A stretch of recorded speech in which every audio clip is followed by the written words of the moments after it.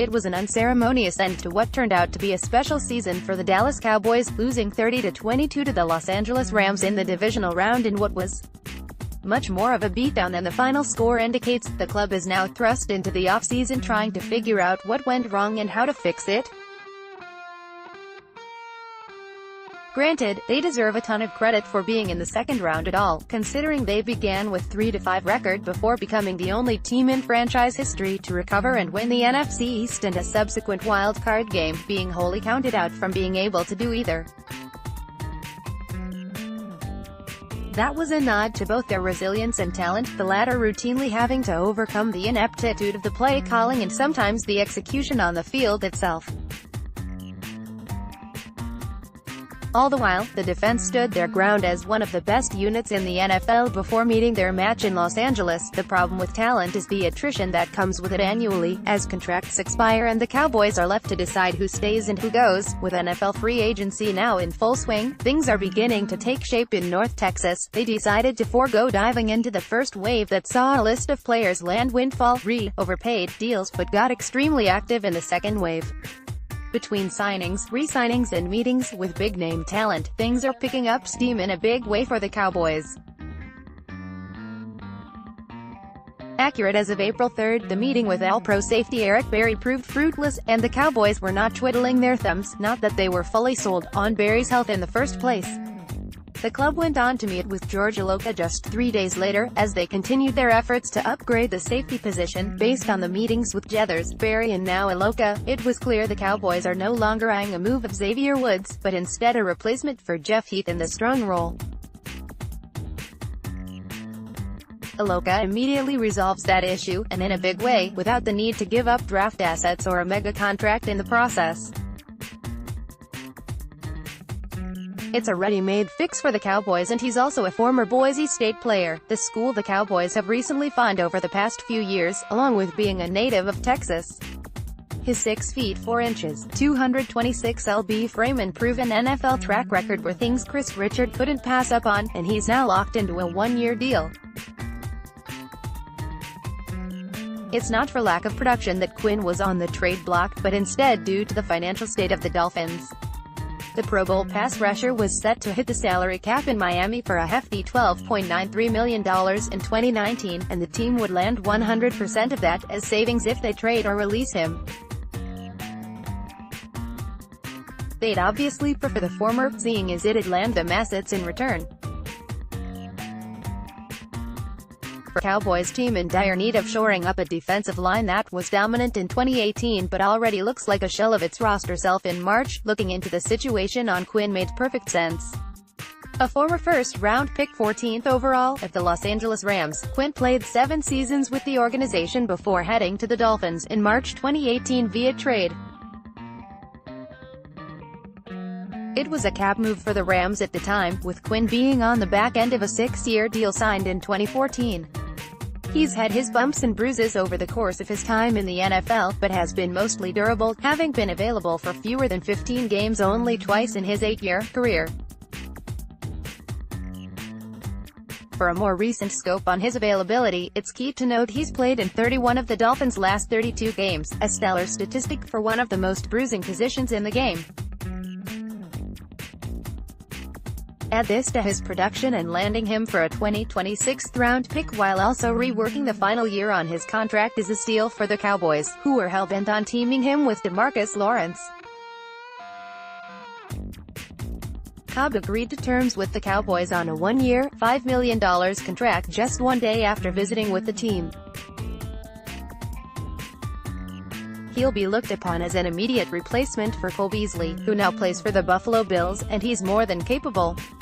Cobb is a former second-round pick of the familiar Green Bay Packers who went on to land Pro Bowl honors in 2014.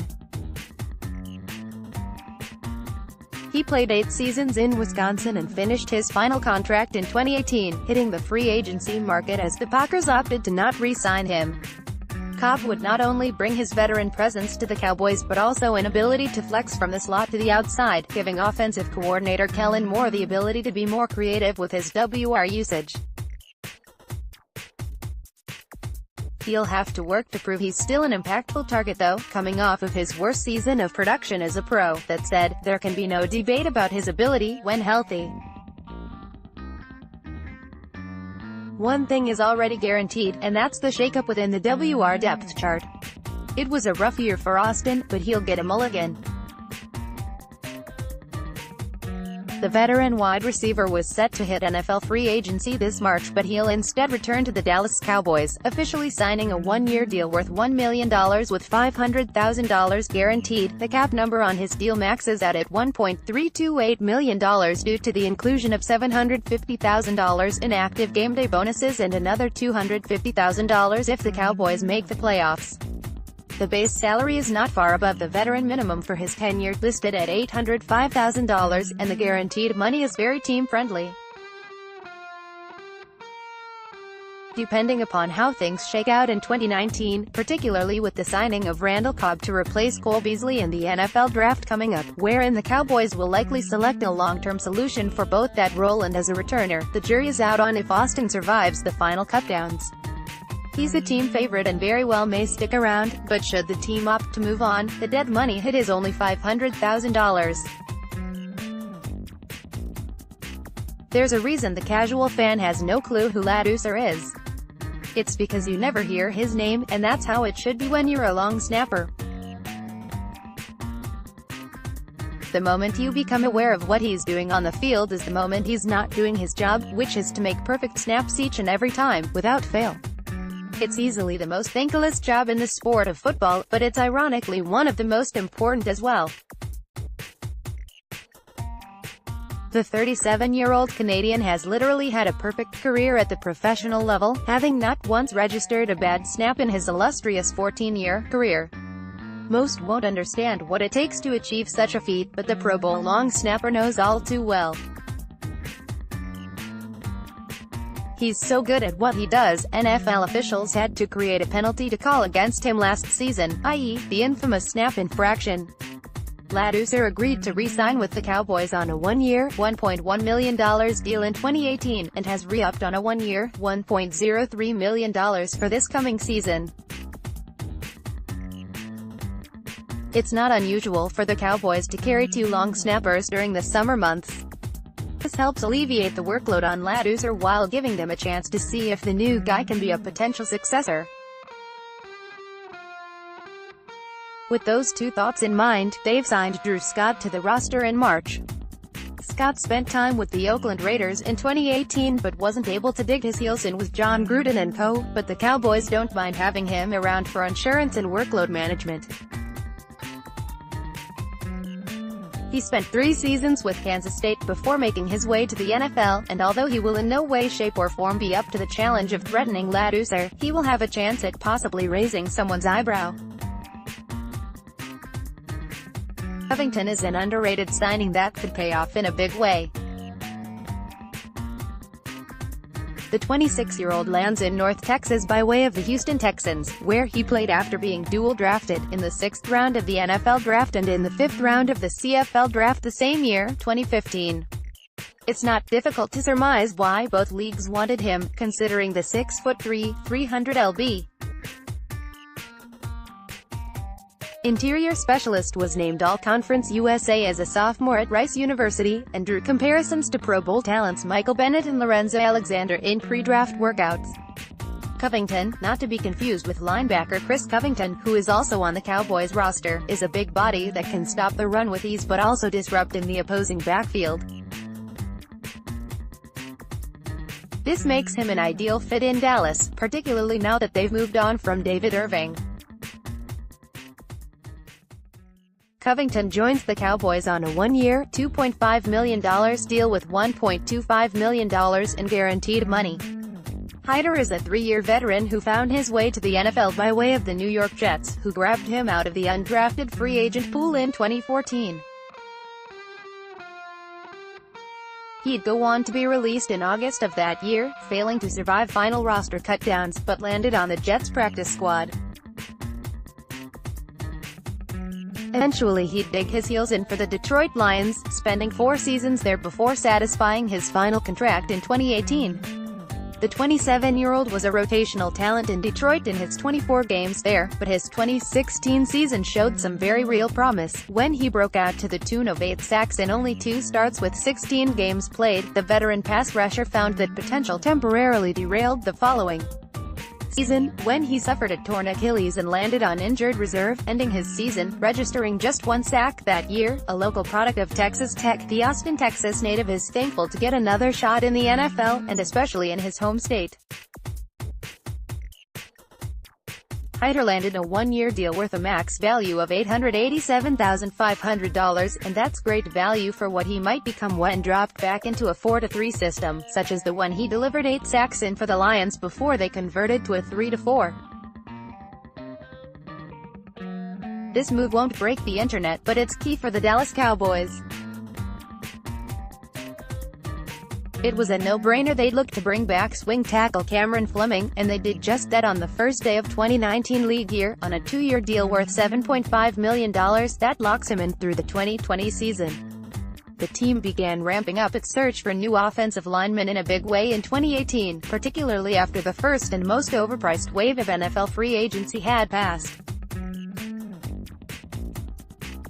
The usually stout OL unit was disturbingly regressive in 2017, after losing left guard Ronald Leary to the Denver Broncos and right tackle Doug Free to retirement. This created issues that forced the Cowboys to move pieces around as they desperately fought to keep the most important core on the team playing at an elite level, which include La'el Collins taking up residence in Free's vacated spot on the right edge, while usual swing tackle Chaz Green was promoted to starter at left guard, to disastrous results.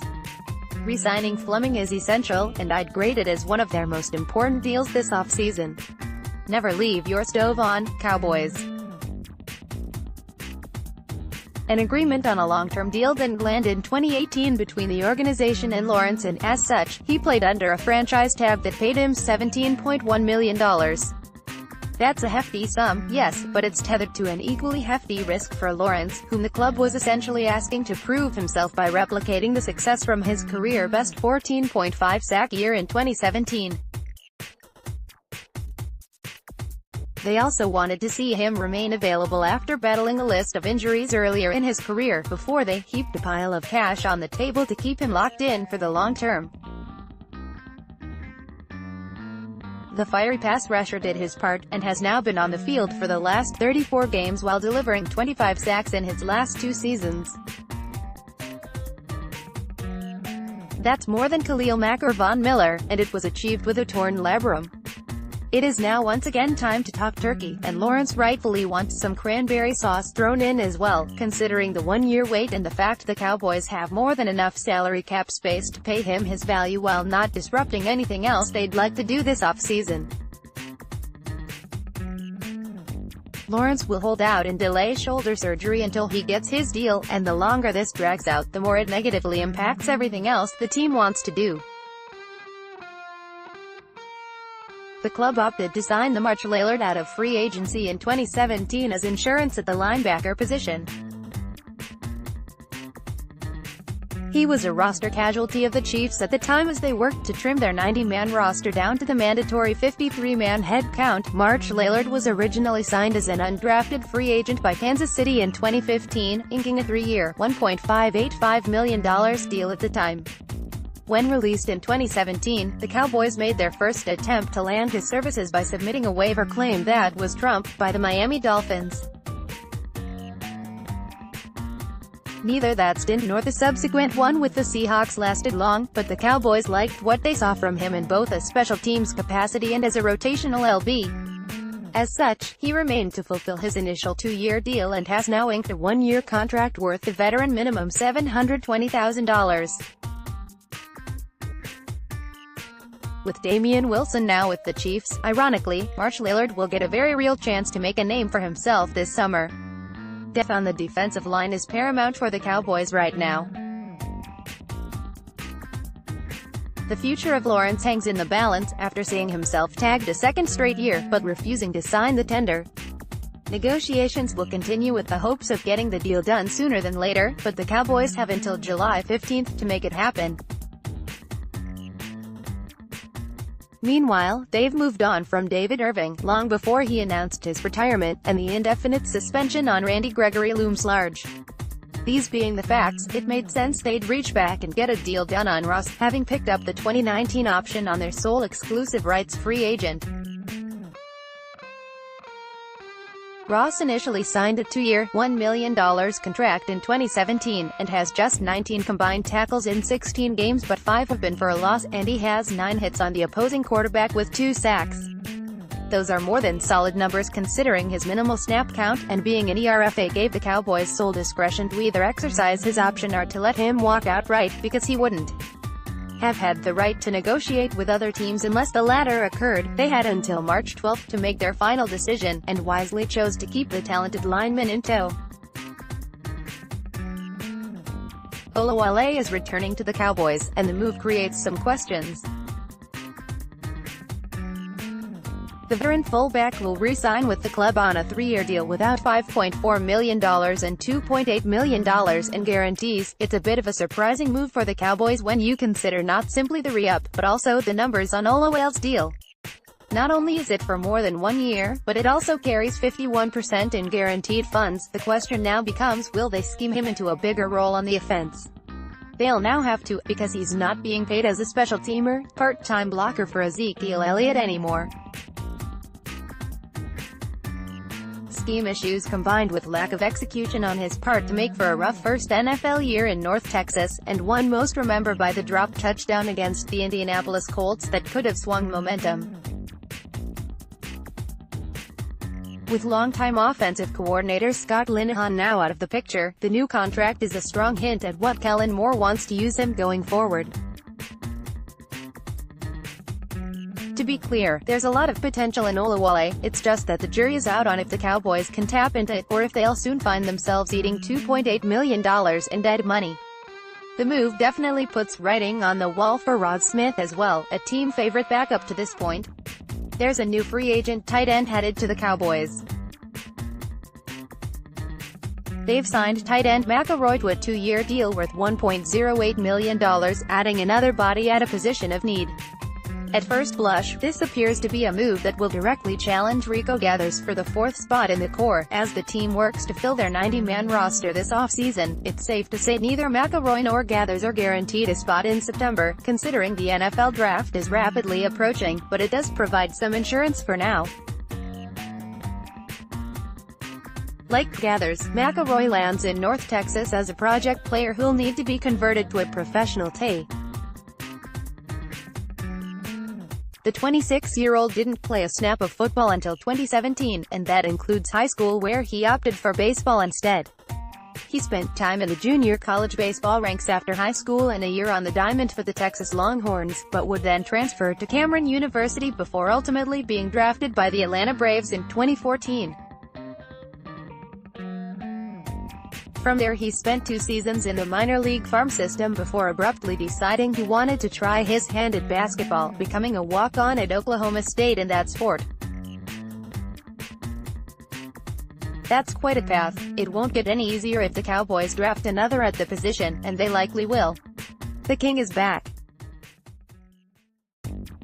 This column is going to print 429 days after Jason Witten stood in front of the media and proclaimed he saw too many positives, and asserted how he felt too good to retire from the Dallas Cowboys. The statement came on the heels of an emotional loss to the Seattle Seahawks in Week 16 of the 2017 season, with the future Hall of Fame tight end fighting back tears at the time. And so it went. The Cowboys were thrilled to have their resident Ironman going forward and began to prepare their free agency plans and draft board accordingly, knowing they were set at the position for at least 1 more year. 88 days after the comments were made, the team restructured his contract, operating under the premise he'd stick around. 25 days after the restructuring, Witten doubled down on his commitment, and further noted he'd like to play until he's 40 and that his plan was to, absolutely, be on the field. 9 days after that reaffirmation, he notified the team he would retire and join ESPN Monday Night Football. And now, only 308 days after that about-face, Witten has notified ESPN he's leaving the booth to return to the Cowboys for a 16th season, on a one-year, $5 million deal that includes only $2 million in base salary. It's a perfect renewal of vows for both sides, from both a short and long-term roster perspective.